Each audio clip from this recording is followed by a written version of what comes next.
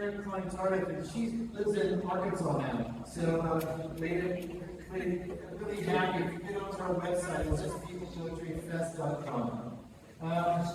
Moving on, I'd also like to thank our many benefactors and supporters. First is the Coastal Bend Writing Project, who we've had a wonderful working partner with for the last 7 years. The director is Associate Provost Dr. Murphy, who gave us financial support for the Robb Jackson Poetry Awards. The Team UCC College of Liberal Arts and Dean Reese Campbell, who is committed to generous support to the PPF. The CLA Event Specialist Sylvia De Rosa, who's helped with the catering, the program printing, and working with the marketing department.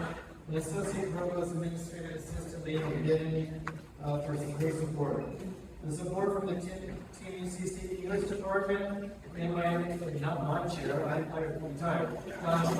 But the chair is Dr. Catherine Quick Schumann and Administrative Assistant Carpenter, who helped with many last minute tasks and purchases. And for marketing and marketing, we'd like to thank Directors of Marketing, Ashley Derby, Louisa Butler, and Richard Bravo.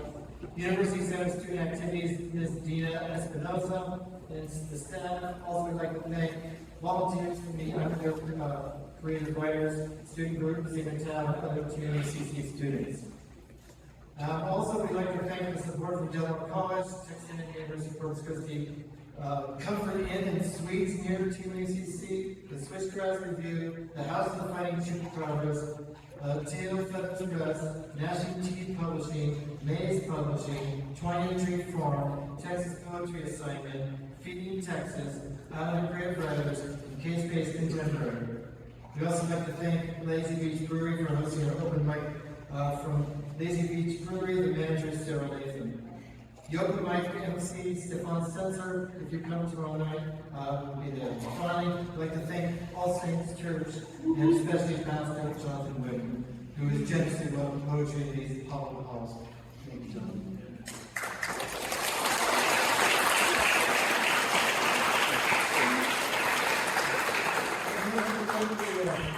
The high school teachers that are here, Belinda Hughes, I don't know about to do that every time, from Celeste Midway, Jennifer Monreal, and others from, I believe, from Cleveland. I didn't catch their name, so but thank you so much for doing this all this work with these young poets. And we really appreciate that. And we try to grow our community from a very young age, which is nice. And right now, I would like to bring up our biennially, let me say this, the Corpus Poetry Festival Committee elected new Corpus Christi Poet Laureate. And this time I've asked Corpus Christi Councilwoman Sylvia Compos to come up and Dr. Robb Carstensen, the 2023-2024 Corpus Christi.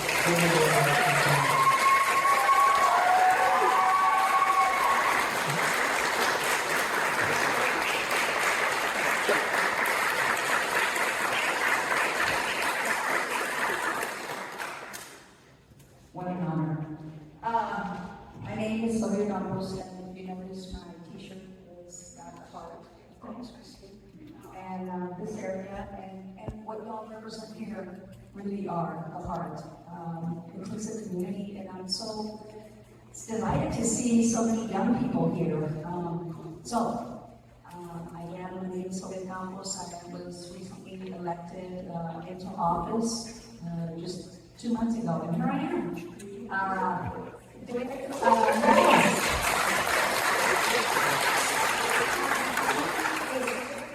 Commendation to your very own poet laureate. This commendation goes to Carstensen. Carstensen has been named the Poet Laureate of Corpus Christi by the People's Poetry Festival Committee during the 8th Annual People's Poetry Festival. Robin has served on the People's Poetry Festival Committee since its debut in 2016. Robin is a former Air Force Sergeant, medic, and orthopedic surgery technician stationed in California, Europe, and Western Asia. She began Civic Life in Corpus Christi in 1988 and has been serving the Corpus Christi community as a poet, scholar, editor, activist for 26 years. Wow. Robin received an annual First Place Award from Iron Horse Literary Press for her poetry manuscript in the Temple of Shining Mercy that IHLP published in 2017 as an associate professor of English. She directs the creative writing program at Texas A&M University. Corpus Christi. She was the editor for the Windward Review, literary journal of the South Texas Coastal Bend, where she now serves as the faculty advisor as well as the student organization Islander Creative Writers. Robin is also a co-founding senior editor for Switchgrass Review, literary journal of health and transformation. She has taught workshops for Bible writers, thank you, the Coastal Bend Writing Project, Young Authors Camp, and the Corpus Christi Writers Studio. Robin is a recipient of an Academy of American Poets University Prize and has earned first place awards with, so to speak, language, intersectionality, art, and Many Mountains Moving, a journal of diverse and contemporary poetry. As a long-standing member of the Coastal Bend Wellness Community Medical Center's Board of Directors, she partners with Pride Corpus Christi and co-hosts Pride Poetry events. Let's congratulate her with a round of applause. Congratulations on being the Poet Laureate of Corpus Christi.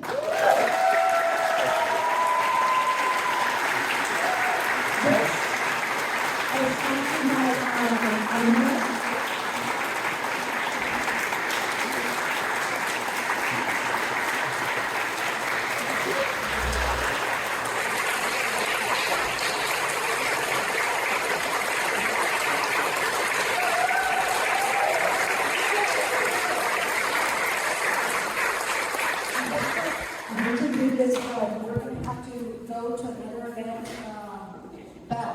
Again, thank you so much, and congratulations, and party on. Thank you, Sylvia, so much for that introduction, and I voted for you, so this is very exciting.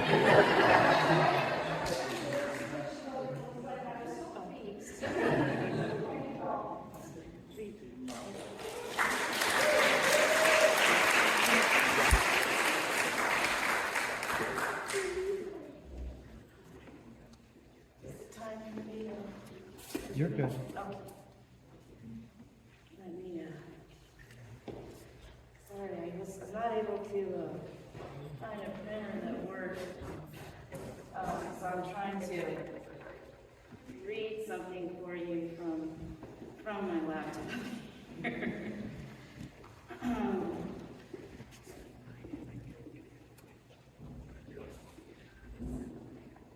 Thank you to all for being here, to the People's Poetry Festival Committee and the Congregation of All Saints and the pastor, and to all my family, my friends who are my family, my students, and my colleagues.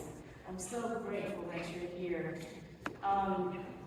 Tonight is about our community. Can everybody hear me okay? Tonight is about our community and our collective celebration and our steadfast, step-by-step, day-by-day, season by season, working together to lift one another's voices and histories and stories, and to create new ways of knowing and being in harmony and dignity. I want to debunk the myth of the lone, solitary poet writing in their cave of solitude. There are moments of quiet and solitude that we need, and poetry that we write and share helps bring us into stillness to reflect on what brings us joy and what we can work on together as we face so many obstacles and as we give ourselves the safe spaces to face them alone and together. I've been asked what will our commitment be and what will my commitment be, and so I want to share with you the community that I'm a part of at the People's Poetry Festival who made this all happen. and with whom as an educator, a writer, editor, poet, scholar, activist, I have the deep privilege to work with and among. So this is kind of like a braided essay with some poetry flowing in and out. I want to start with some things that are happening in the community. So for example, we have Dave Wallace, who's from 20 Tree Farms, who is hosting readings and an open mic, with our second poet laureate, Juan Manuel Pérez, who will be here reading in March 18th at 23 Farms. Juan and Malia Pérez are the editors of the House of the Fighting Chupacabra Press, and they're pillars in our communities. As educators from Alice to Corpus, they understand intimately the importance and what the students and teachers are facing in the communities. Juan is hosting a Speculative Veterans panel on, I believe it's Friday, the opening panel Friday, at the university, Texas A&M University, in the Bayview Room 320, up on the 3rd floor. Juan's range of work is just prolific. His work in the zombie genres, for example, poems and stories in the horror genre, shed light on issues of racial justice, immigrant justice, war. His book, Screw the Wall, which he brought in a few panels ago. I've had the privilege to review his book, which is a memoir in verse titled 30 Years Ago, about his experience in the first Gulf War as a medic. Speaking of issues of zombies on some horror stories, I want to take us now to another commitment we have with the Winter Review, our call for submissions, volume 21. The theme is myths and hauntings, and I want to just call attention to all the students who are here from the literary publishing class, and the grad students are here, and many of us working as editors. Lopez is here, the managing senior editor. So Ramos is here, and so we're doing a call for submissions for volume 21, and that deadline is March the 5th. We are in our 4th year as a literary publishing class with a teaching journal that gives feedback to our submitters and our authors, publishing emerging, new, and establishing writers, and we love showcasing our local community, and we hope that all of you will consider submitting. The theme, myths and hauntings, is very broadly interpreted. This brings me also to another opportunity for publishing with Bill Mays, who publishes Corpus Christi Writers Anthology in 2023. He's asking for experimental work, and he's very interested in work from our community and work from students. He works with the third Thursdays at the Art Museum of South Texas to showcase artists and writers from our community. Tom Murphy and Alan Beretta, who was our first poet laureate this year, and presented a long-standing open mic for a decade or more.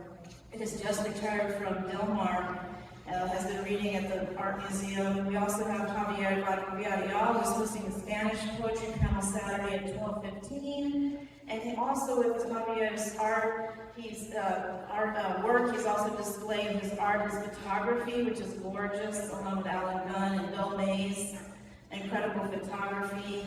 And also, we have a partnership with K-Space, where we do open mics and featured readings.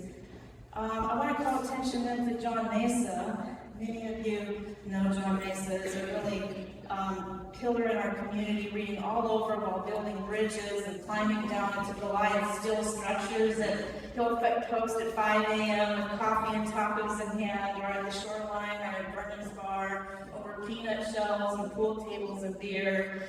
And he also serves Sunday Tacos Not Bombs, serving the community at Artesian Park Sunday, making sure that folks without shelters too can have home-cooked meals, and provide a street book a library.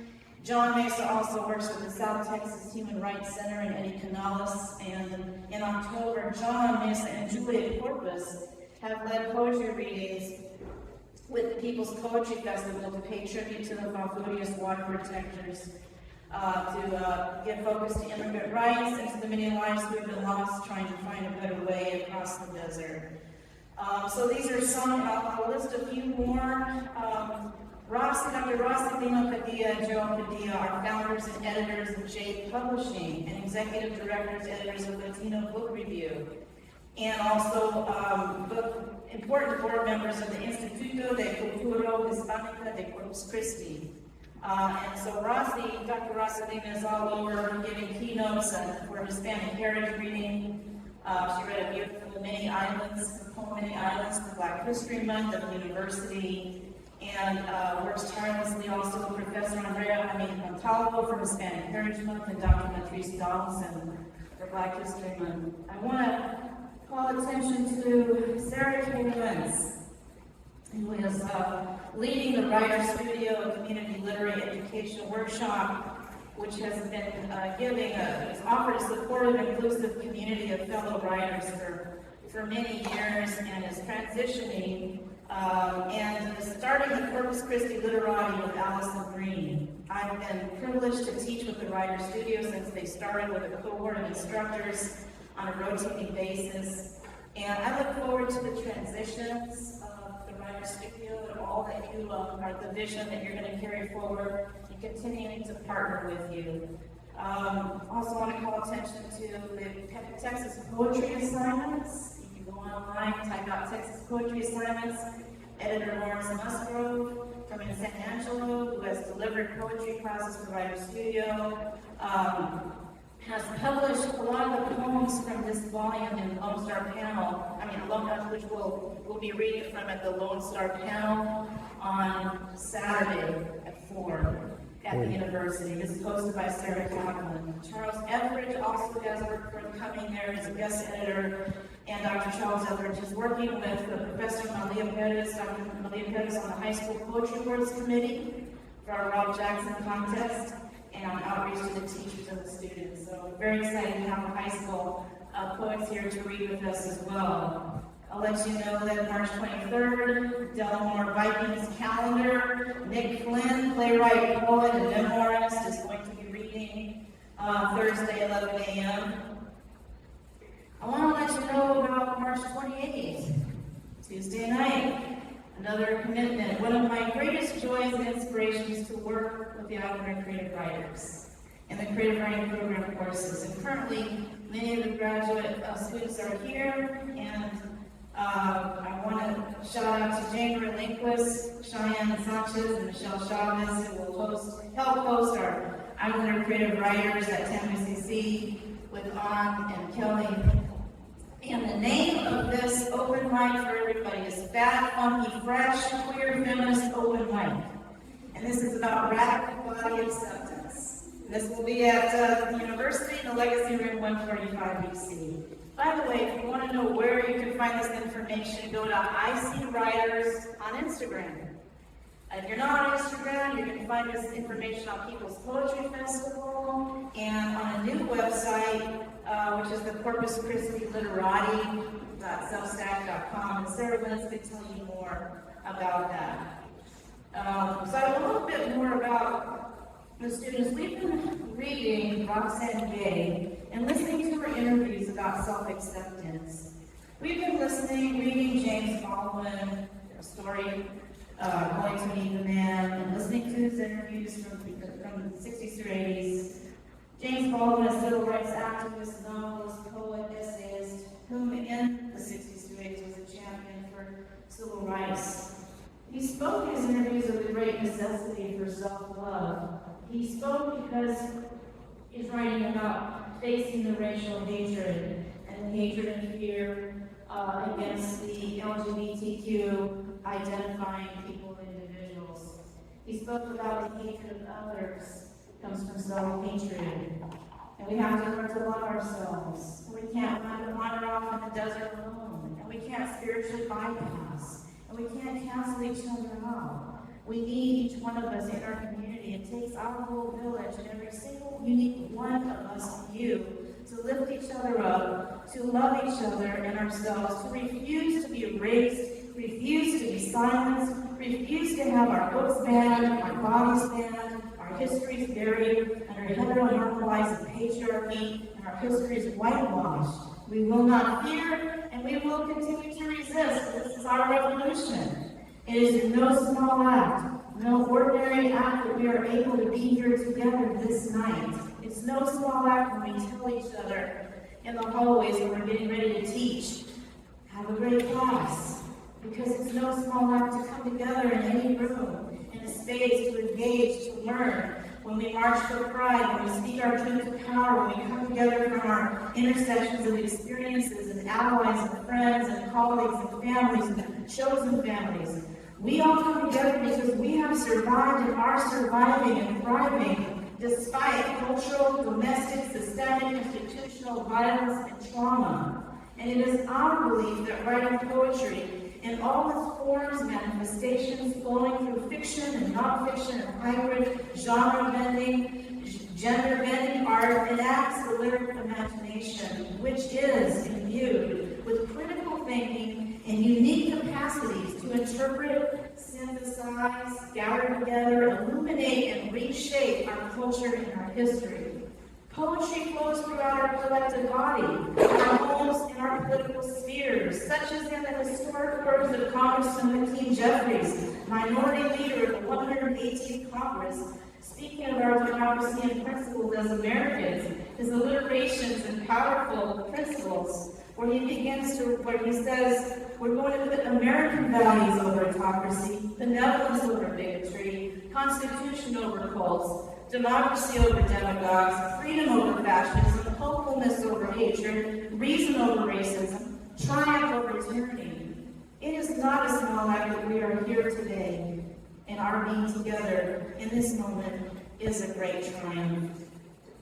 We recognize that we are here to illustrate, and we are illustrating, and we are performing right now the fact that all participants in community embody important knowledge, and that each of our experience and expertise is our collective consciousness, and thus our wisdom, clarity, and force to act and change our material conditions in our communities on the planet. I'll read a few things, and I think I need to wrap it up, because we've got to move into the Rising Poets panel. I want to let you know that during the months of March, the Switchgrass Review will be placing our call for submissions for Volume 8, and we will be looking for your poetry, fiction, nonfiction, hybrid, and art from our local community, and from our writers historically underserved. Our people of color, lesbian, gay, bisexual, transgender, queer, identifying, elder, neurodivergent. We will be working on this with my colleague, Dr. Lisbeth Acosta-Rousset, Dr. Sarah K. Lenz, Michael Quintana, Mandy Garza, our art director. We will have Pride Poetry in early June. We're going to be working with the Pride Corpus Christi Committee with Crystal Garcia. We hosted the community last year at the Coastal Wellness Foundation Community Medical Center, which is our biggest partnerships with Switchgrass. CDF, outreach to the community is amazing. We have the CEO here, Bill Helsher. We have the clinical director here, J.R. Garza. We have instructors here at the Resiliency Program, Kundalini Yoga, my dear friend of 30 years, Manuel Garza. So we will be hosting another yoga community, and I'm committed to teaching another yoga and poetry workshop. For the National Poetry Month in April, remote overnight, for Winter Review Volume 19, which you can find online, we're offering a reading and reception for Volume 19 for the Barrio Writers, a creative writing workshop for high school students, which takes place each early August at the Garcia Art Center, led by Dr. Robb Johnson. And also Tom Murphy does incredible work there, Dr. Wendy Walker, Dylan Lopez, who's hosting the panel tonight, and Reese, who's also an associate editor. Lastly, University Authors Day, Edward Bedarian is going to be coming Friday afternoon at 4 on the Uncensored panel. We'll be returning to our community for a reading on April 27th and a workshop with about 140 high school students. He is the Flower Song Press editor and poet of like 8 to 10 volumes of work. So this is some of what our panelists, our People of Poetry Committee is committed to. I can't leave out Stefan Sensors, who is leading the open mic on Friday night at the Lazy Beach Brewery at 8 p.m. I have 6 more minutes. Okay. And so I'm going to read one poem, because I'm not going to be obnoxious and stay up here and keep reading through somebody else's time. I'm going to find that now. Page 37. And I'm reading it because it is an intimate poem. It is a poem about Corpus. It's a poem where it's been published in the Dreamers Anthology by Flower Song Press about Selena Quintanilla. And so I kind of grew up in the 90s in Corpus when I was working at the Corpus Christi State School as a vocational trainer and direct contact staff. And kind of making my way through learning about sexuality and desire. And this is called Corpus Christi, Amor Pura Vida. You and I were all endorphin rush on a Tejano stretched barrier reef and tide luring us down. Two young women teaching our hands how to reach across the Chevy's vinyl seat as we drove up Cesar Chavez Boulevard, where the brick building we were looking for half dared us inside. Miembros solamente. Selena's biolized cumbia crested through the gaps in the black stucco walls as we made our way past two leather-clad nights into a dark foyer where a tattooed one looked me up and down and took your crumpled dollars. I spied the performer through beaded partition, one motion of sequence on his makeshift stage, beginning to lip sync. Amor Pura Vida. We soaked in the myriad eyes, plunging into each other in the glitter ball flashing over the throng. You swept me around the dance floor to a mas ranchero. No quiero volver. I could follow your lead like leaves out the wind. You were pleased until I pulled your body gently, taking charge, and then you tensed like liquid glass and flame. We seized everything dazzling from one another. You were an aficionado of Juan Gabriel Rosito del Call, whom I fell in love with his heart when I heard Cosas de Enamorados and listened to it otra vez y vez en cuando, you teaching me every palabra until I sang and sleep. You were corazon and tongue swelling down my throat, a concorona y limon and devoted lover through a one-year blizzard of muchos cariños and machismo that ended. In Monterey, our first night there with a phone book hurling, water glass throwing, fist through mirrors rage in Hotel Fiesta hallway, when I wanted everything my way. And you were sick of me being princess. I was, you were, a woman of war, tentacles glistening over the Gulf of Mexico, having swept me to shore, while still clutching me, dreaming of you, amor, my whole body burning. Thank you all so much for listening.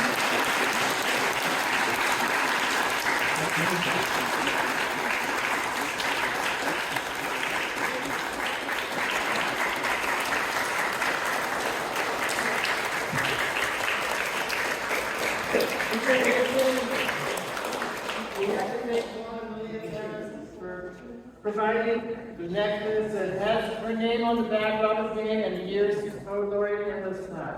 Thank you.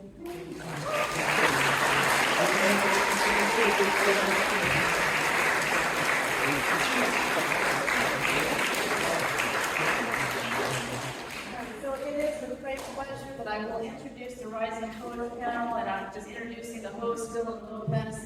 He's been a student with me for 5, 6 or so years in the creative writing program and is our senior managing editor right now.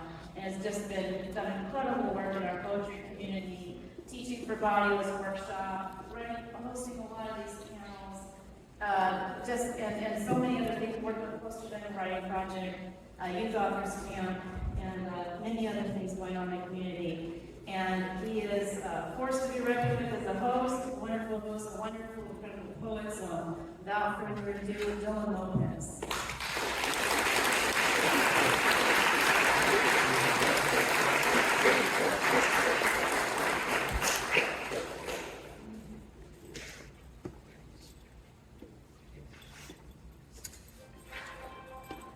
Thank you for that wonderful and generous introduction, Robin, and for your wonderful reading. Before I begin with my opening remarks for the panel, I would feel a lot safer if all four of my panelists would join me up here on the stage.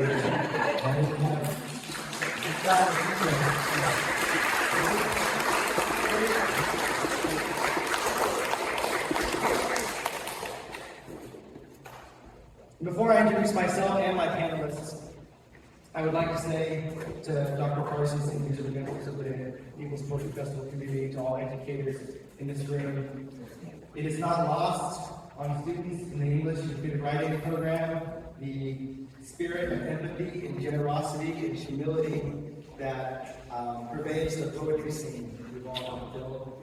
And we are so thankful that you spread that in your classrooms and you instill that in your students, and you give us this sense of excellency when reading and presenting poetry.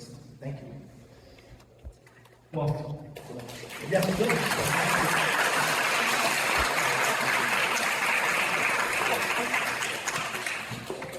with that out of the way, good evening, everyone, and I want to thank you all for coming out here to join us for the 2023 Rising Poets panel. As Dr. Carstensen has mentioned, my name is Lopez. I'm a senior in English over at UC, and I will be your host for the upcoming hour. Just a little about me. I'm the managing editor of the Winter Review and the current president of the Alabama Creative Writers Association. I've been involved with the PPF for a couple of years now. Starting in 2018, in 2019, I was a panelist, and then after that, I was asked to join the committee. And coming fresh out of high school and being allowed into the scene, into this community, and having Dr. Robb Carstensen and Tom Murphy take a chance on me as a panelist, I now, as a committee member, like to give that opportunity to all of my panelists to have their voices heard, to share their work with the community, and to be celebrated as the talented writers that they are. So I will first introduce my first poet, if you believe it. Our first poet of the night is Dustin Hackfeld. And I met Dustin back in October, I believe, for the first All Saints open mic event, and I was totally blown away by his work. He was recommended to me by Dr. Robb Carstensen, where he's been putting together a chaplet of poems.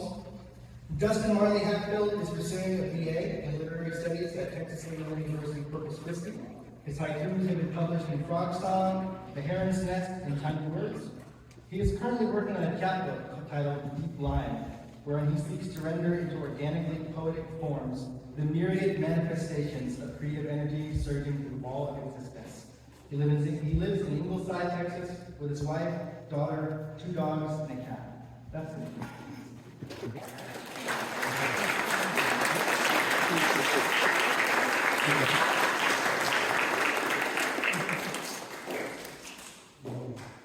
Once again, congratulations to the conference. Can everybody hear me? No.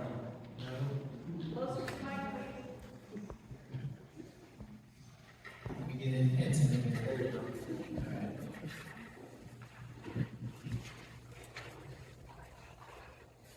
This first poem is for my daughter, who taught me how to see. It's called Conjuring. We followed the tarantula across the collegiate path, into the oak's shaggy head, electric with the bronze scream of cicadas.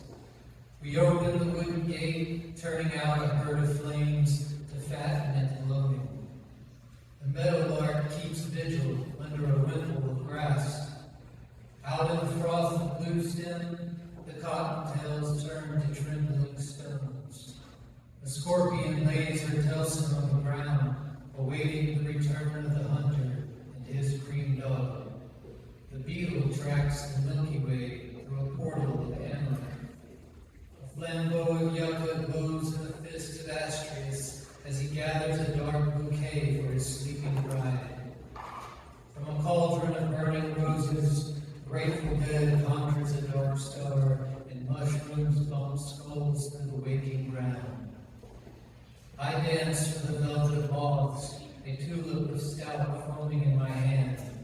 You perch on a mossy stump in a swirling skirt of fire, singing coyotes to the edge of light. Dark anthers howling golden sparks out of the gloomy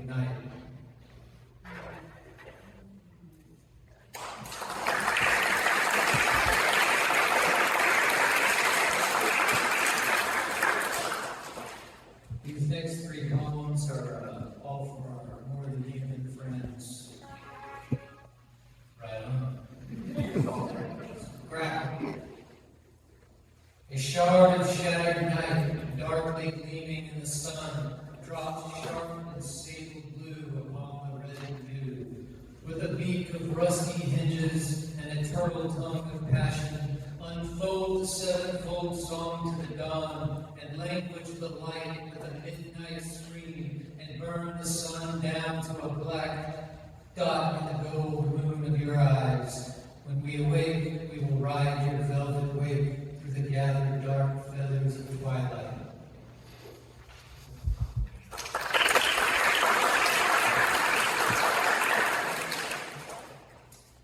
This is Rain Lily.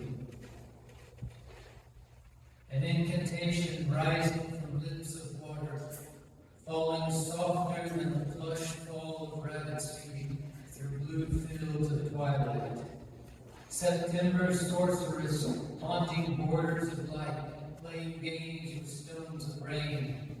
I hunt your elusive scent through the veil of night to slake my drowny veins at your moon white and rodeo spring.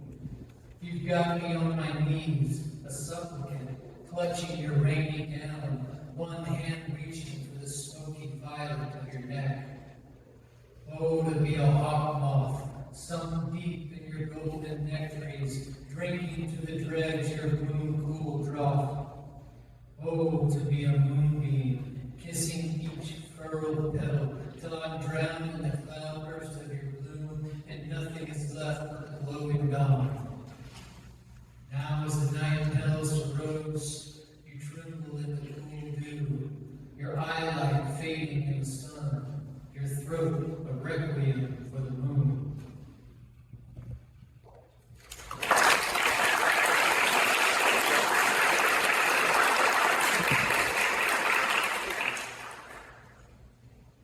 Dear praying mantis, thank you for the key of quiet being you left on the leaf that opens the door to the vast moment you are rooted in. Inside this fertile gap of emergence, the world mind plummets. The mantle of I flutters in the wind, then blows far away. But the emptiness fills with limpid light, becoming a well of water flowing in stone flower of your romantic hush.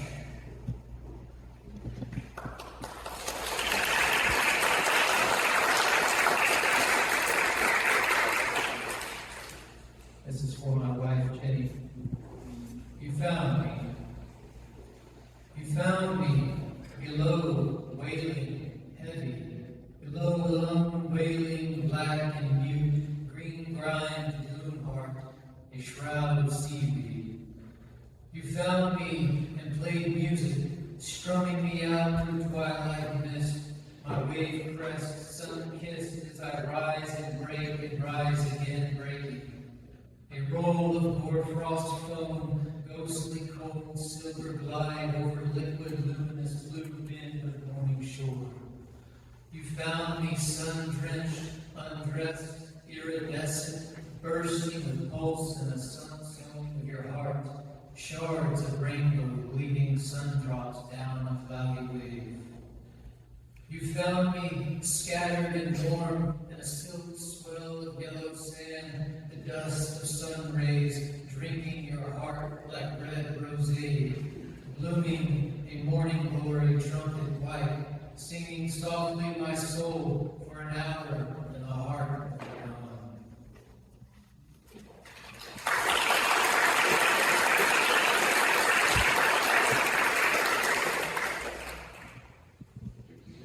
The blue hour. Night is gathering in me like grackles in a cloud field.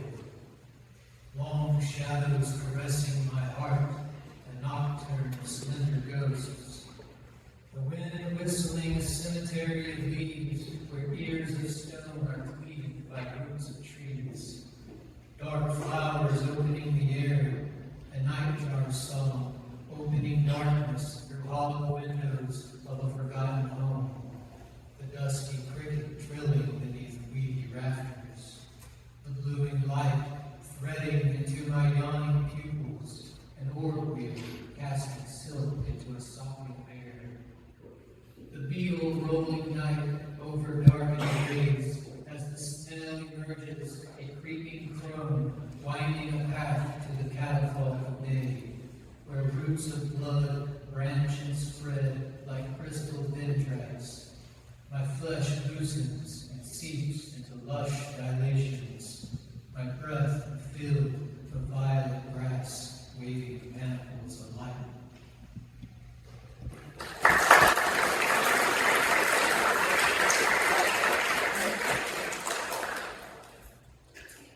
The Gaiter Zero. The blood throb of God in the dark veins of the sleeping sea. The hushed wave of foaming stars washing dark over darkened shores. The soil of rainbows and the humid spark that ignites the seed of the break of night. Garden of thunder and rhizomic light. The willowy winds trembling autumnal dreams. The darkening winds in the dark tempestuous air, blowing a C minor storm of symphonic light through the thonic halls of mist. A lung so deep and cosmic fat, it inhales the beginning and the end. The spectrum threads into spectral breath, becomes a beetle dream. And like sunlight streaming through leafy veins, the darkness is girded with rhythmic flame.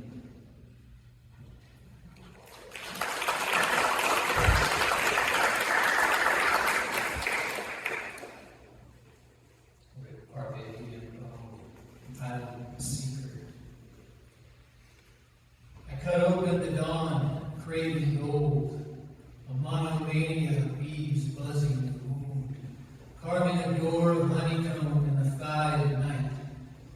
I enter the valley of a lost legacy, with ears of coal soaking in fuel in a forest of littered leaves. I eat fruit from the palms of the dead, descend the womb and cross cold springs. Rhythm drums through my moody veins. Songs bind my lungs, burst buds of melody into flowered wings. Dance into my blood, winds guttering through wet meadows of sun. Rainbow my flesh and pull my greening soul up through these storming roots. In language my rise with birdsong and the bright unrolling of petals. Let my bones blend in the white break of sun, and my tongue bloom on blue bend of sky. The blade of my heart is wetted on the edge of rapture, and darkly leans in the rising breast of light. I plunge deep into dripping caves, where the sun sleeps under honeyed waves, and crawl out across the outside shore, with the day in my teeth beneath the cello of wings.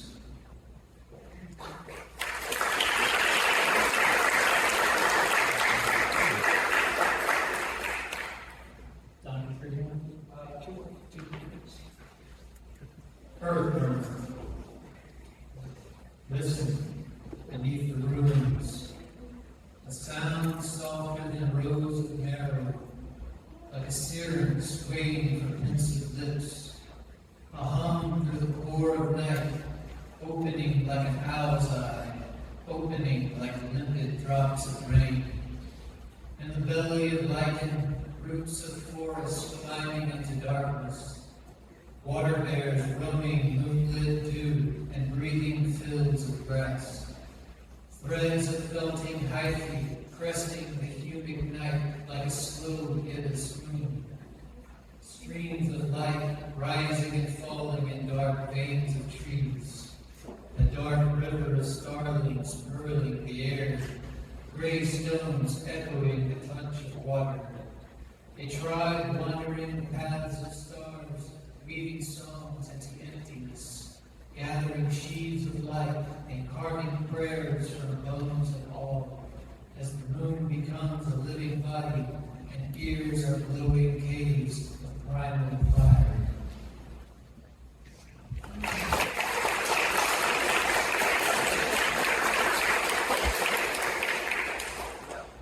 This last one is one of those recent, and I'm going to try it out on you guys and see what happens. I'm going to ask for my pronouns after Robb and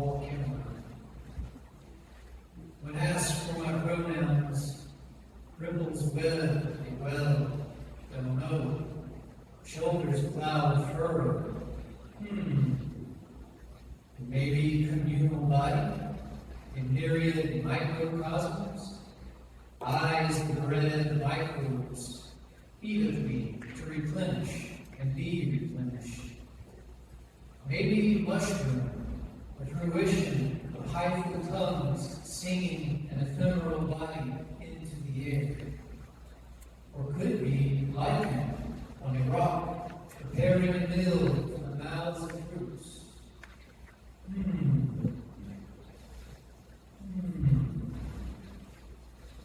Humus. Yes, yes, humus. Dark, rich, mineral table, laden with death and breath, the smell of woodlouse, the worm feast upon. But I digress. To answer the question, I am anti-noun and pro-verb. Call me by one word, becoming. Thank you.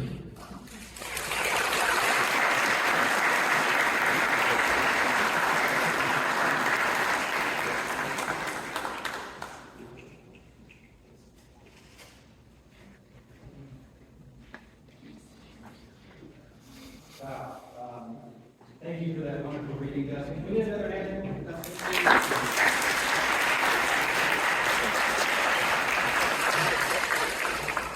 I cannot stress how much I enjoy your striking visions of nature and the full but humane connections you make throughout your work with identity, self-discovery, being in relation to nature. You're definitely a force to be reckoned with, a force of nature, perhaps, in the nature poetry scene. You're breathing life into the form.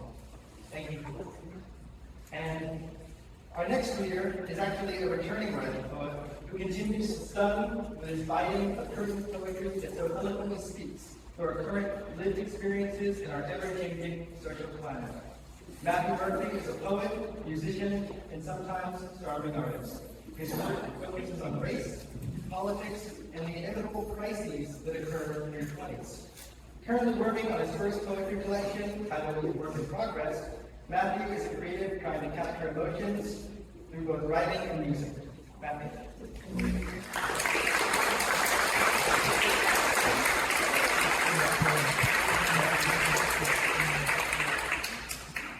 Can we hear me? If I get too loud, I get excited. Also, can we get a hand for the host?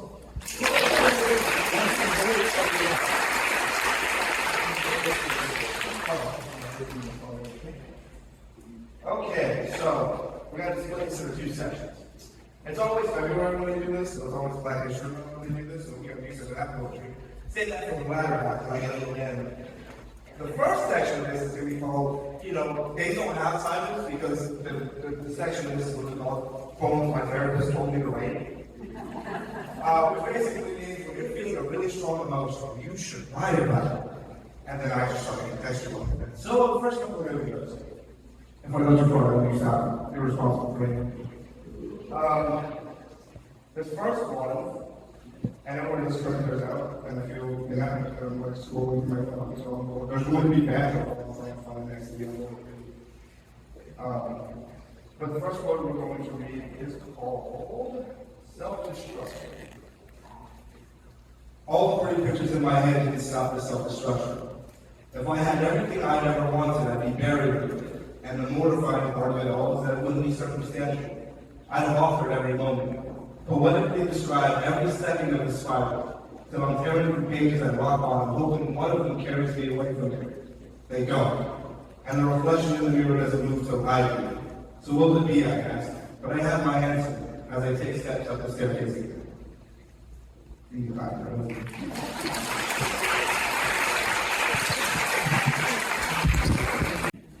It starts, here I am chewing on the words I should have said. They feel heavy in my jaw as they sing past my tongue and sit awkwardly in my stomach. I'm not exactly nauseous, but I'm not exactly settled either. But rarely am I when my thoughts are on you. I'm not sure where we stand, but at this point I'm too afraid to ask. I'd rather suffer than ruin the image of whatever narrative I think is happening. Afraid of the reality where it all changes, that the pieces can't be put back together, that I won't be whole unless we do. But the reality is we don't hold back. Maybe never will be again. but I'm paralyzed by potential. The billion things that might never happen, and the billions more that probably will.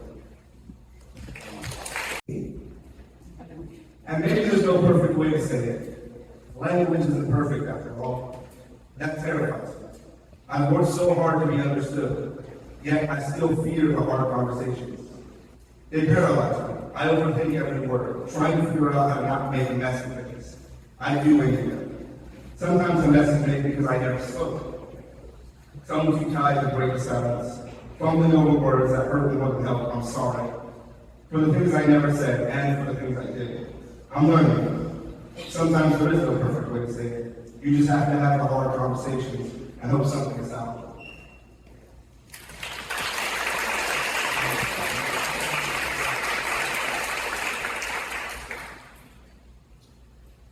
I watched an argument today. Watched people say things they for sure regret. Or things they would have been saying. Passion is a crazy thing. I can tell they care, or at least used to. I can tell they were protecting themselves, from themselves, and from one another.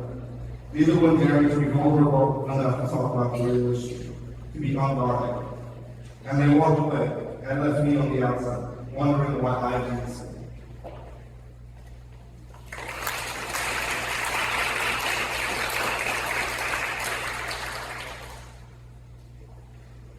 I stumble through the early hours of the morning, my strides curved outward. It's one of those days where I'm not at home in my own body. Every movement feels fully forward yet awfully familiar. I touch my face to recognize the features, the smile lines, the bags, the scars. I feel my face against my hands, and I feel my hands against my face. I feel me. I can run myself in cool water and shudder as I feel myself. And I address the image in the mirror. We are the same. As I finally come to know this.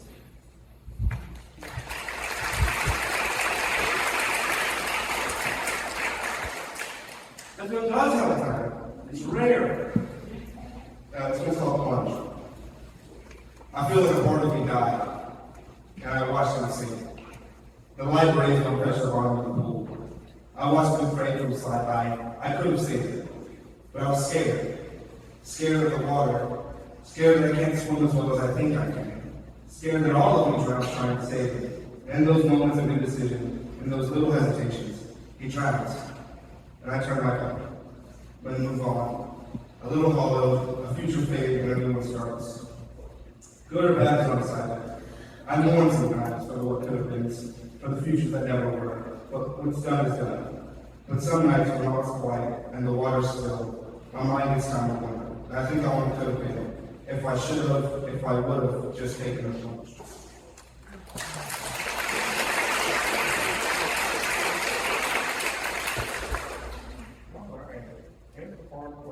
I'm looking for another thing, I thought I knew where it was.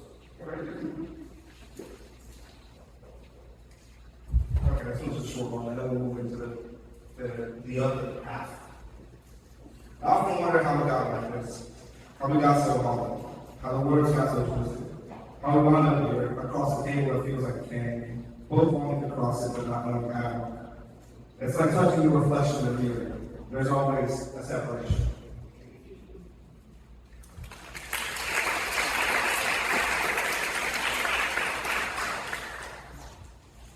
This is called Tired. This is I don't want to tell you the Black history portion, but these are the ones that, come from that part of my heritage.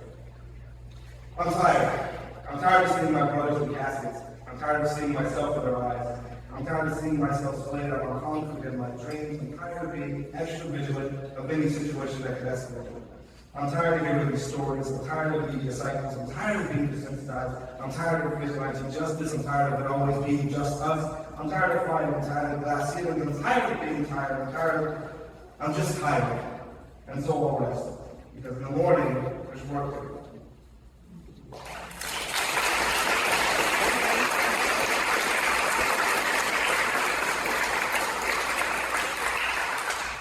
This one's called Mirrors. I sit between two shattered mirrors, staring at the reflections of two images. In one image, I'm black like the night sky, mystical like the sunrise, rhythmic like drums and hand claps from distant tribes. I'm powerful like a landscape. I might have been no Malcolm, but I dream like Martin. I drive like Matt and will like Wilson. Fearless as a nine of Little Rock, cool as Coke and a tail into a shot clock. Critic is best squad and a paint covered in stained smock, but the other image is how they see it. I mean, truthfully, sometimes it's how I see myself. He's black too, but it's less like the sky when you can see the moon. It's more like asphalt, city smoke, than air of gloom. He's ashy, poverty-stricken, and ruthless. Force-fed, self-hateful, he's toothless. Struggling to love himself in war or peace. A piece of self he's lost in the American dream that's turned to nightmares. He's intense, and he bears the mark of oppression. Finally, when he comes to the streets, but he's not all bad. He's street poets, graffiti artists, and b-boys. He's activists, afros, and perseverance. He's a survivor of concrete city streets. He's a bright mind with idle hands, doing the best he can, or so he thinks. Never gonna be on this block that world he starts to shrink, and I was stuck back in that kitchen sink. I sit between two shattered mirrors and attempt to build my own, with patience and all the pieces left behind. What fits and what doesn't? What image will it be? One of the two, or one new slightly improved three? I guess we shall see. In kind, in kind.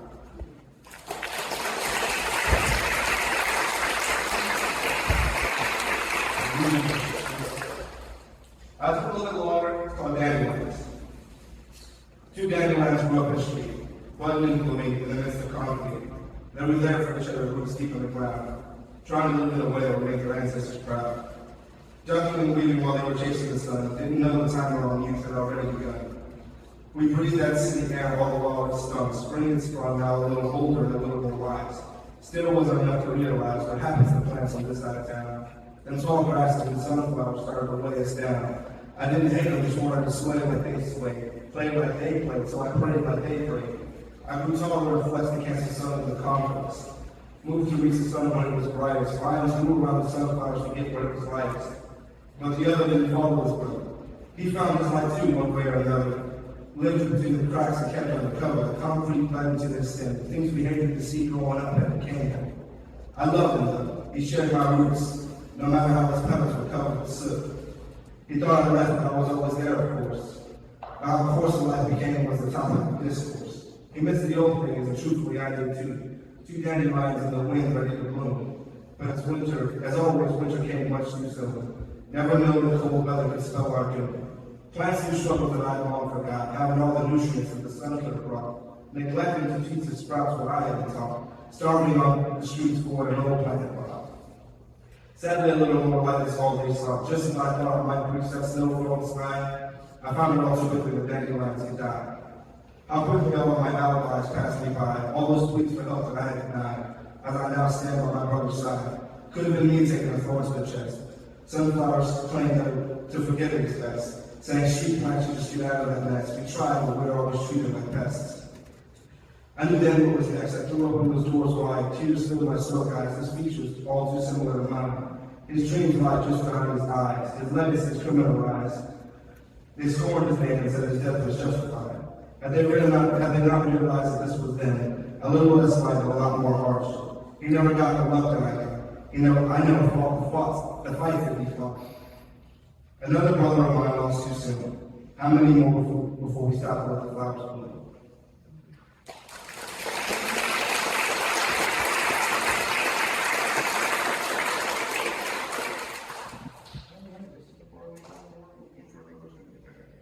Next time I will say, promise. This one's called political. I don't want to get political. But people are dying in our streets from preventable causes. I don't want to get political, but mothers are working 2 jobs and can't make a living wage. I mean, I don't like getting political, but when did my well-being become a topic of political discourse? When did my pleas for human decency place me among the political affiliation? When do we make compassion a character trait for our politicians that we're surprised to see? But we don't like to get political. Because that saves me from being confronted with your woes. Because I don't want to get political, it's starting to sound a lot like I don't care. It's starting to sound like you blocked me in your apathy. It's starting to sound like shut up and dribble. It's starting to sound like silence until we need you, and you should have complied. Well, if saying my life matters is getting political, if saying people deserve better is a political statement, if my life or my death is going to be politicized, then I'll happily let my blood run into the bills that protect my people. Let my voice have desolation, and the slumber of my bones under a movement of people that will not be content with anything less than that of real change. Because I'm going to be all of you. And if that unnerves you, hey, you probably didn't hear this anything. You probably tuned out when it got too uncomfortable. When you're rolling your challenge. Just waiting for your turn to respond. Sorry, I don't really like politics. Can you change the subject?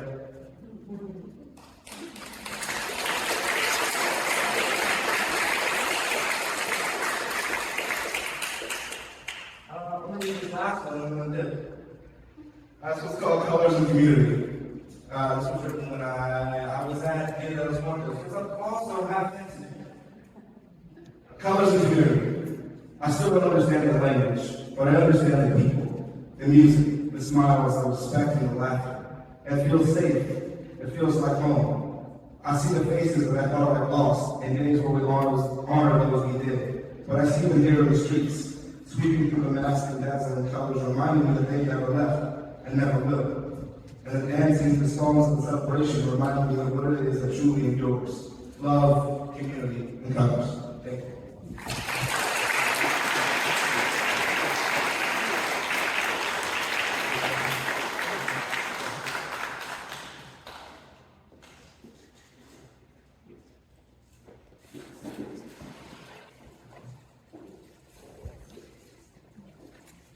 Thank you for that, Mathew. And as our returning random poet, I must admit, just a little bit of envy at the incredible way that you predict, that you display sort of the vivid everyday, the magic of the everyday in your poetry.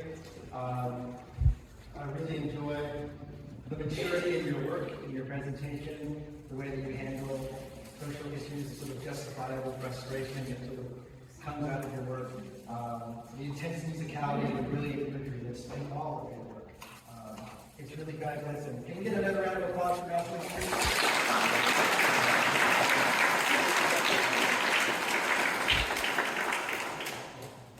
And our next reader is a dear friend of mine, the fellow editor of the Women's Review, Reese. Yes. Raven Reese is the co-managing editor for the Women's Review. It's on Texas-based literary journal. In December 2022, Reese graduated from Texas A&M University Corpus Christi with a bachelor's in English, along with 2 minors in creative writing and women and gender studies. She received the 2020 Haas Writing Award for the 2011 literature, and previously read on the Writing Awards panel at the 2021 People's Book Festival. I forgot about that. I'm so sorry. That was our Zoom year during the pandemic. This goes in and out. Her poetry explores trauma, economic disparity, and a range of personal narratives. I want to please welcome Raven Reese.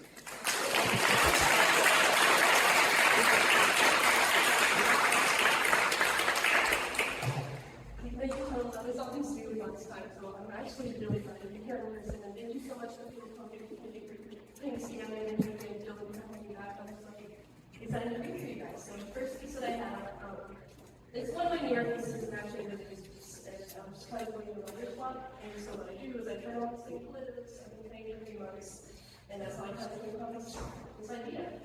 This piece is called Girl. An incantation for cognacs and VBS tennis bracelets. Lyrics glittering between Turkish veneers. Girl rap tastes like opulence and champagne. Tastes like a toast to a sweeter life. Hot roast summer sweltering through fall. Can't tame a sound. Can't cage a lion. Malia is beaten down your block. She couldn't be at the club legally, but her users look through the back door. Bars gushing with anonymity, seeping into spaces that culture molded around by women. Finally feel themselves, until the bubbly beat fills out the silence. And our words reverberate against a shield set for girl rappers. There is no backing track to her truth. She can push the limits as long as she disappears before the silent click and the end of each song. We now know why men keeps the clock at work. For only she the victim of a walk and a ring and a song. Go around for a chance for poetry to straight. Could be less than fear, but always spirits. They could typically inwards, a reminder that you only dance for yourself, and you save yourself. The song you played before work, speakers blasting turn, kink energy of protection cell. A cleanse of self-doubt goes swiftly to the seat of your car, because she made it. To tomorrow and tomorrow too. hides the pain in her hurt and walks to the club, hides the love in her song and walks on eggshells. The only difference between me and her is I have the privilege to shut off.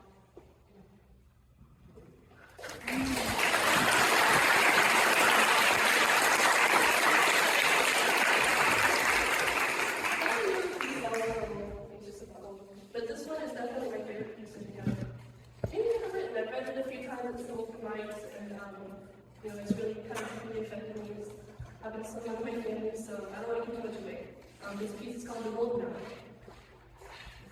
I just felt like I knew her, well, I hope you could. I saw her face, perfectly smooth and animated with a button nose, and cheeks so pink, all the little cells exponentially doubling, finding as though they were rushing to see.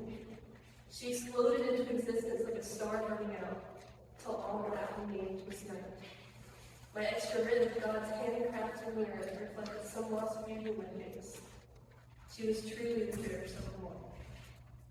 Unfair. God can sometimes be unfair. I know that it feels also unfair, everything, especially when the dust settles. I'm sure she would have loved me. I wouldn't even care if she did. I wouldn't. In her tiny body, she was so much bigger than me. But I was only years younger than now. Love never left the bounds of my skin. That I knew she was actually there, floating through the hollow inside me, sappy, sweet affection dripped from every pore in me. She, this tiny cherub, treasured and elusive, yanked my head out from her heavens. I became a vessel for my own side. You really did care about her. It's obvious the way you described that time before the fall. You loved her, but you can't blame yourself. But she was alive, and I felt her bony arms stretching, reaching out for me, and her legs kicked out my belly, stomping, running, fleeing from a fate I would never comprehend. She was alive, and the whole world stood in awe, so still that you could hear every pin drop into place. She was alive, and her feeble heart felt I was single one. Maybe it was the other way around. I can't imagine the excitement you felt knowing everything was so perfect for her to come home to. I can imagine how the emergency room rushed around my baby and I, holding my stomach as she escaped between my trembling fingers. The windowless room, cheaper, better to spend it all on her after. The doctor tucked in front of me, chiseling away at the tombstone. His face caked in anticipation of the final push. The expression white but then joy, swept with grief while the room hung quiet, like they witnessed a murder. The doctor concentrated on Schrodinger's wound in front of him, quickly pressing stethoscope to the chest. Hold better than the skin. I couldn't imagine. They didn't want me to hold her, and they don't want to either. As the procession brought the bundle forth, I could see her arms curled against her chest, little arms that opened for me, little legs tucked up beneath the blanket once kicking. The silent look fell limply into the corner of my arm, not reacting to the chipping carriage. Sound of my cheeks. A nubby nose, I dusted the blood from her skin. A moment hung in the air with the smell of funeral flowers. I froze with her, a portrait of bliss in our living, drawing out every breaststroke until all that remained was night.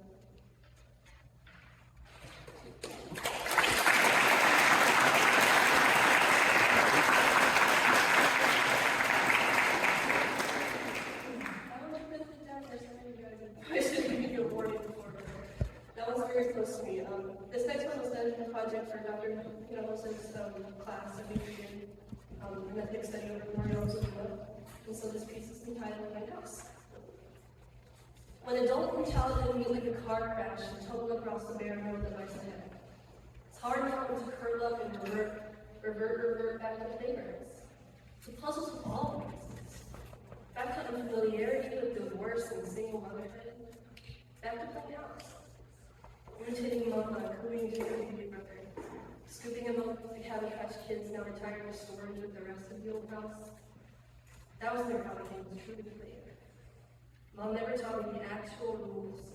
Never told me how the baby clawed its way out of the room. Never complained when petty troubles with pesticides exploded like water balloons. Never warned how houses could crumble like Jenga towers and crush the Barbie dolls below. She let me play along, but I had to learn the rules and define each other. Women discipline one another and become stronger and transform their lives. She would never tell me the rules. I had to write them down as she went.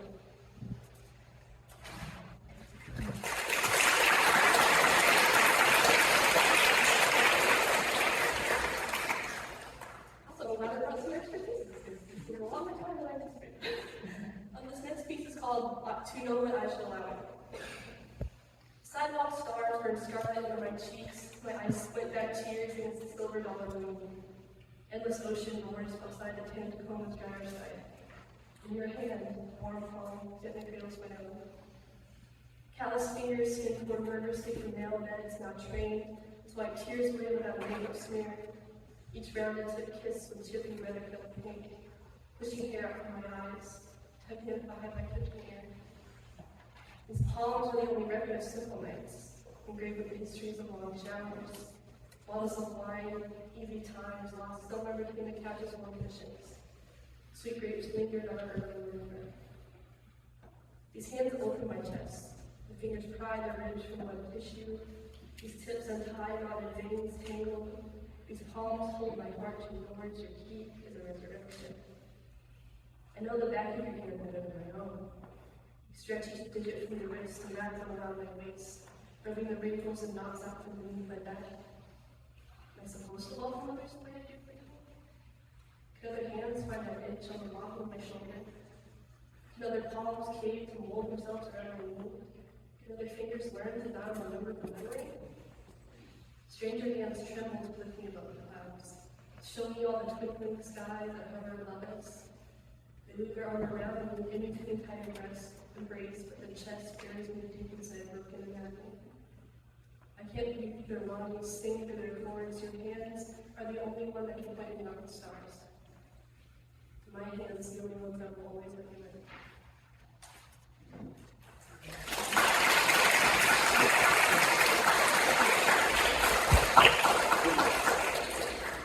I don't realize poem about this book more.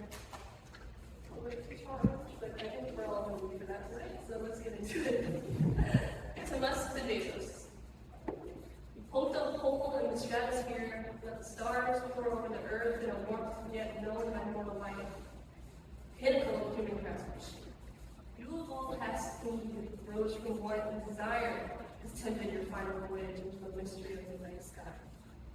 Metal bonded by metal, screwed together by trembling hands. Engine fueled by the oozing primordial whose bodies never met, with more known than the bodies that swirl in a celestial tangle across the sky. An outstretched limb, an offer for our final dance upon the black canvas. Cold, empty tiles in a mosaic of existence, expansive forever. A promise to those who couldn't attend the gala of galaxies. But we'll never receive an invitation. Even if we did, the chores are hopeless themselves around the planet a million times over. The metal must be harvested, processed, shipped across oceans. Someone must sweep up these scraps before we end up hurting ourselves. Thrusters ready cigarette, burn into tissue paper atmosphere. Welcomes a heat that will boil from lunch. The fishing boats floating across seas. A warmth that simmers sweat in the bowl of every pore of skin. Curls flesh back and bone, sears the life from Earth's crust with the beaming precision of light through a pinprick sky. But you're not the average. A miner and a fisher of men, you are a class above the simple minds who toil in the soil. You can dream. You can envision miners and what is possible. In a universe that the naked eye can never register. You can brush your hand against the barrier between worlds, bury your fists in the void and pull out the gut of the galaxy. Feast on the delicacy of mortal existence. One cannot live without any time.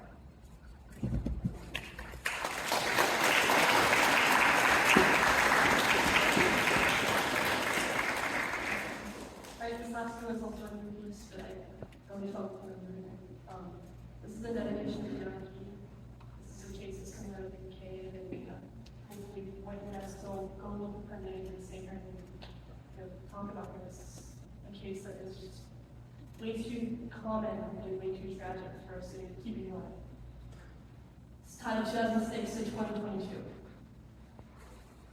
One life, one unit, the only thing you own. One golden timeline thread between point A and point B. Unimaginably beautiful just to have this. Born as babies. Babies become perfect. Life became life's for life's sake. You deserved it. To live floating, to fill every room, to take up space. Laugh, sing, cry, run as long as your rope stretches. And in the end, you deserve to stay alive. You deserve to grow up. You deserve to be safe. You deserve to find love. No one deserves it.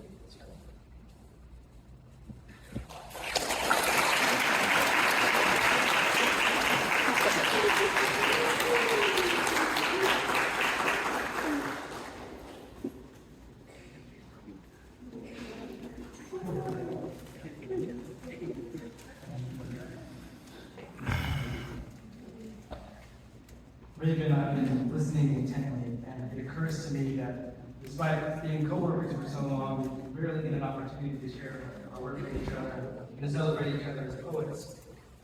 And I want to say that, I so seriously admire how in your work you invite readers into a sort of tragic inferiority, a very personal closeness that all listeners and readers can engage with, and coupled with your powerful yet low presentation, it really is brilliant, and the one-word review would not be possible.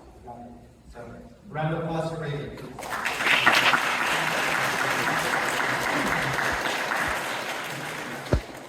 We're on our final presenter tonight, and to close out this wonderful evening of poetry, our final rising poet is Daunte Gaiter.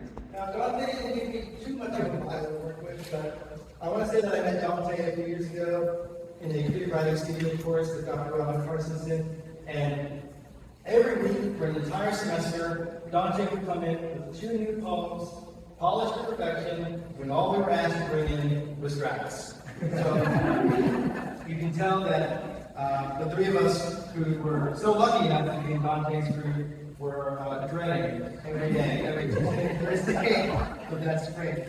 Daunte Gaiter is a writer from Dallas, Texas, a senior at TMCC, majoring in marine biology and minoring in creative writing. Everyone, please welcome Daunte.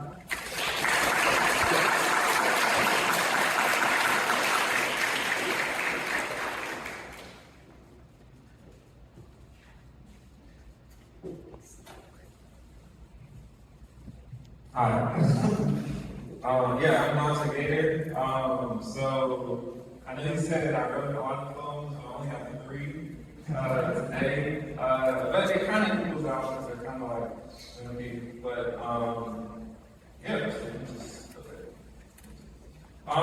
this first poem is, I kind of got, I don't know, make it sound wrong, but because of all of the shootings that have happened lately, I witnessed that and inspired me to write this poem. So I don't want to give too much away, but it's a 5-part poem. So it's at 3, so it's 5 parts. But anything. Here's the intro. Oh, Tyler. The title of all of this is called Bullets and Other Things I Want to Intro. Guns have never touched anyone. Guns do not know the warmth the soul produces. Guns don't know the thumping palpitations of the heart. Guns do not tear through your skin. Guns do not rip through your liver, lungs, spine, or ribs, spine. Guns are blind. Guns can't hear your demands or pleas. Guns do not speak English, Spanish, French, Russian, Arabic, or Mandarin. Guns get nervous with the stress that we put them through. Their anxiety builds until they simply open their mouth and let out a loud scream. You don't feel the gun, it's the bullet that kills you.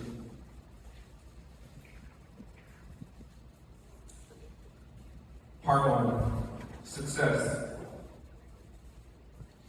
In this life, death is a lonely gunslinger who craves for company. She wanders the earth claiming victims to be her friend. She totes a spinning revolver loaded with 4 deadly bullets in her chamber. She keeps one empty for those who befriend her willingly. She does not look when she aims, or she never misses. She envisions her prey, loads her first bullet, lifts a lifeless arm, then bang! The initial impact of the bullet is painless, like a soft, glossy kiss against your cheek. The bullet lodges itself into the victim's temple. A rush of desire shoots through your blood. The injury creates a wound of ambition that spreads across the mind. Gratification fills the bloodstream, while satisfaction leaks out. The bullet radiates energy throughout the body, forcing you to work it out of your system. At near exhaustion, nerve signals shoot to the brain, creating an unbearable itch. This spurs you to keep going, spurs you that it's not enough. Finally, the bullet radiates visions of the future, while your body is still stuck in the now, witnessing the destruction, feeling the sorrow and the loss of friends in the constant pursuit of this useless dream. The body forcefully shuts down until death arrives. Part 2. Lust. Bang! The second bullet shoots out the teeth of the gun. Smoking with heat, it pierces through the membrane of your eye, replacing sight with the desire of the flesh. The metal and rush from the bullet produce dreams of money, fame, glory, power, creating a euphoric sense of false passion. The body obliviously follows these commands of the eye, selling away all its essential parts. It gives away the arms, the legs, the ribs, the hair. It gives away everything until there's nothing left except for a beating heart. The eyes large with the bullet. Tears fill the eyes, realizing when it is done. It then sits and waits for death to arrive. Part 3. Hate. Bang! The third bullet erupts out of the mouth of the gun. The bullet soars out effortlessly, penetrating the skin with ease. It zooms through the ribs, sticking to your heart. The bullet breaks apart, injecting the organ with heavy shrapnel. This causes a pain that poisons the entire organ, slowing the beating heart to a soft knock. The pain of the impact is so great, it zombifies the body with rage. Blindly, you're left foaming at the mouth, marching across the road, seeking anything to destroy. As the shrapnel rattles around in the heart, it lodges itself deeper, sending excruciating nerves throughout the veins. The body violently dances, thrashing and breaking the entire skeletal system. It does this until death arrives. Part 4. Fear. Bang! The last bullet speeds out. This one is silent. It barely makes a noise. It passes through your ribs and punctures your lung, creating a slow internal bleed. The victim senses this. Worry and panic sets in the victim's heart. They shout and scream, spreading their panic to everyone they touch. Soon chaos breaks out around them, lending others to believe that the bullet has hit them as well. This is false. The chaos spurs violence, claiming victims of the old and the young. The bullet barely does any damage. Eventually, the panic and chaos claims everyone. The victim kills everybody, all the old, all the young, everyone, except for themselves. They are then left roaming, dying a slow death until death arrives. Please, empty your guns, put the bullets down, and walk away. That's it.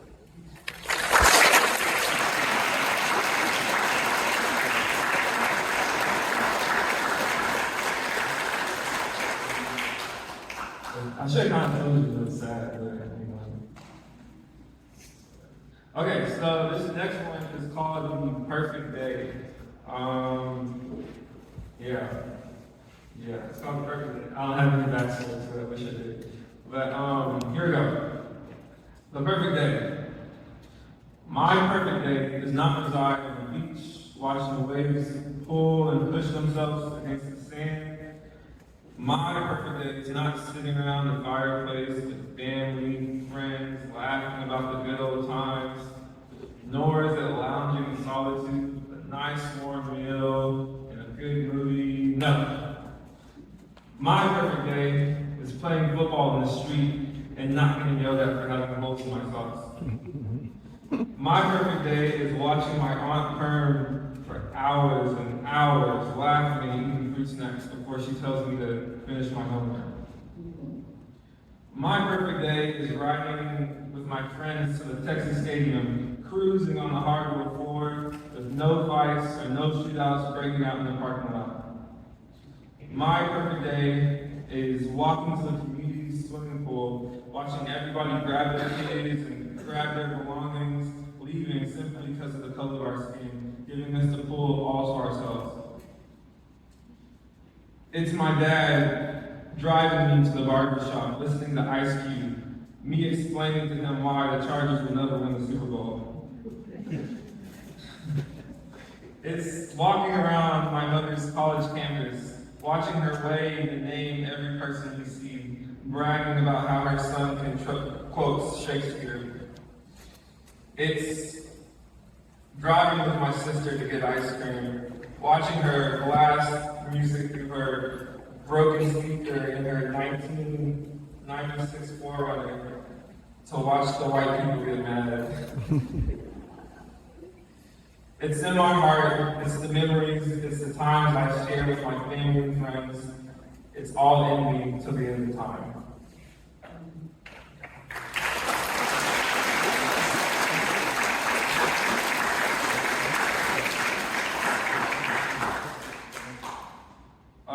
Okay, so this is my last one, so real quick. It's called The Why I Write. So, yeah, it's cool. I like it. It's my favorite. Why I write? I hate writing. It's a mind-numbing task that I shouldn't have to do. If I could sing, if I could dance, or if I could have any other talent, I would completely stop. But for some reason I can't. It's something about the smooth cylinder of my pen that just makes it feel alive. It becomes an extension of my arm directing a musical orchestra of stories, fables, and tales. It's addicting. It's the heavy must of that deep ink that awakens an unbearable desire that I must listen to. My emotion tightly knotted to my pen, desperately waiting for anything to write about. I hate writing. It was introduced to me by my mother. She used it as a whip of discipline against my transgressions. Every day, I must produce a 3-page cursive essay front and back without faltering. I did. I cried and pleaded for my labor to stop, but to no use. It wasn't until I grabbed it and turned it into my weapon. I rebelled against the discipline, I rebelled for myself, I rebelled for you. That's why I write. I write for you. I write for the quiet kids that don't have anything to say, so remain silent. I write for the chain smokers and alcoholics who do presentations for the Say No to Drugs campaigns. It works. I write for the single mothers that are scared to invest in long-term relationships. You're beautiful. I write for the old whose friends and families have passed away but are stuck here on earth. You're loved. I write because it's the only thing in this world that makes sense. It's the only thing that calms me. It's the only time I can breathe. It's the only time I actually feel free. Thank you.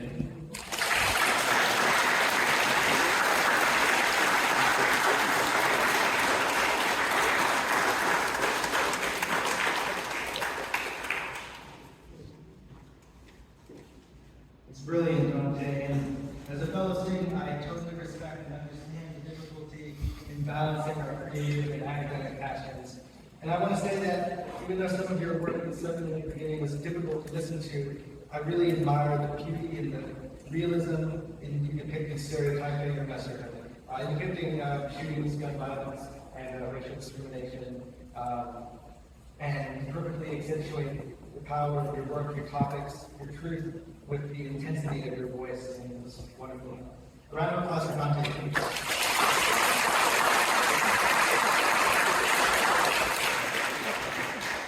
I know that we're on a schedule here. That'll conclude the 2023 Rising Poets panel. Please join me in giving one more hand to all of our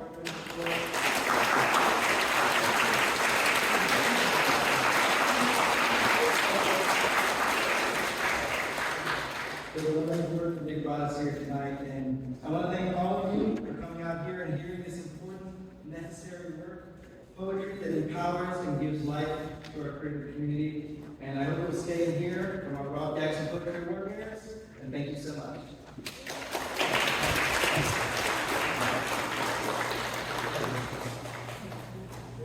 Thank you, Dylan. Thank you, it's wonderful. So, good work, and I'd now like to bring in Malia for the Robb Jackson Poetry Awards for high school students. Each of the 10 winners will receive a certificate, a copy of Robb Jackson's book, Open Heart, and a gift card from Amazon. While the first and third place winners will receive an additional books. Okay? We also want to remind winners we do need your signature that you've received your gift card. Right, that's it, Christi. We're doing like an email in the back, and you have to come back to the back. That's Dr. Murphy waiting back there. Okay? So you have to do that after you get your awards. So, Malia? Good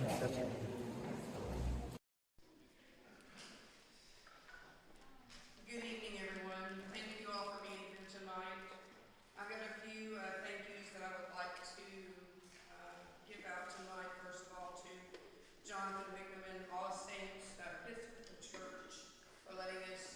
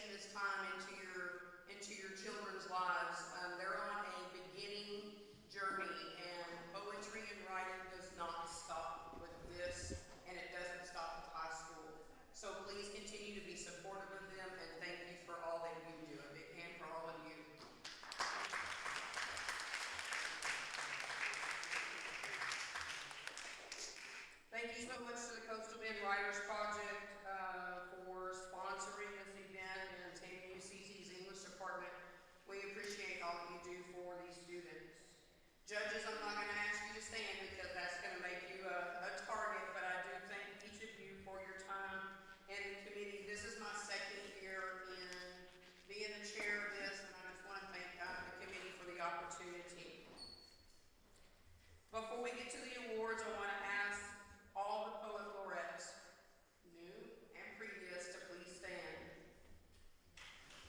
Alan Barreca, Daunte, Murphy, and Laureate.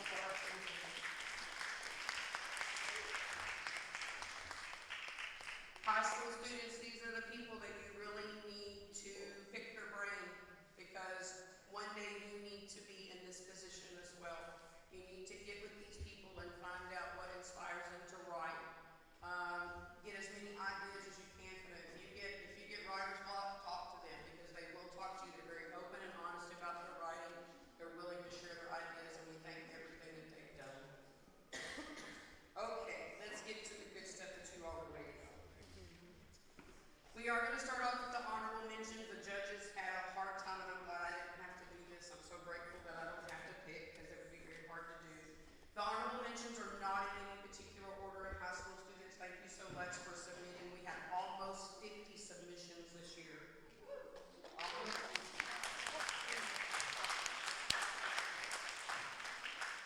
The first one I would like to start off with, let me stop just a moment. When you come up, if you have your poem with you, please take time to read it.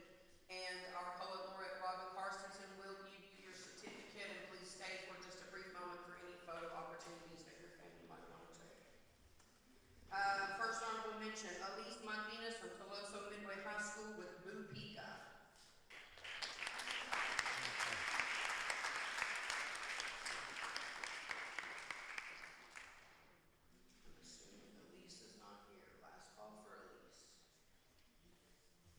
We'll move on to the next one. Also from Toloso Midway High School, Mireya Andrade with Found in the Music.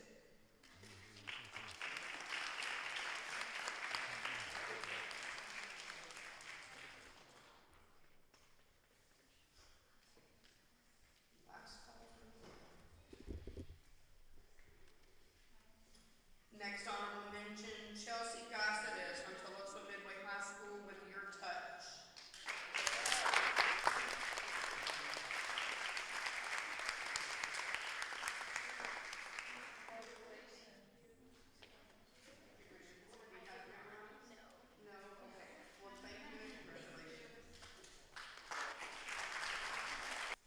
The next honorable mention from Moody High School, Adriana Bernhardt with You Made Me Look Up.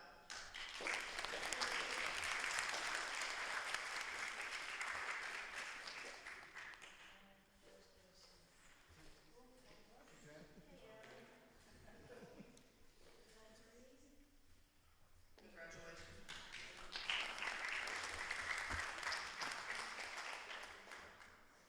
The next honorable mention we have is from Toloso Midway High School, Benjamin Starkey with Puckett.